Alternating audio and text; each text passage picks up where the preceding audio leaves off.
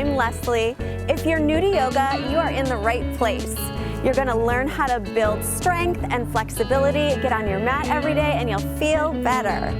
If you're not new to yoga, it's a great program for you too to go back to basics. You can really focus on your breath and just get into the postures a little bit more deeply because we'll move a little bit slower and you will feel better as well. This 30-day beginners program is focused around peace, and we could all use a little bit more peace in our lives. So every day we're going to set an intention for peace. It'll be an intention around peace. We're going to breathe. We're going to let go of some of that daily stress and all of the stuff that you have to do every day of your life and just take time for you. This is your time to take care of yourself and you will notice the difference. Every day we'll meet. All you need is a yoga mat. That's it. We'll show up on our mats, and when you start, we'll start off slowly, really focusing on the breath.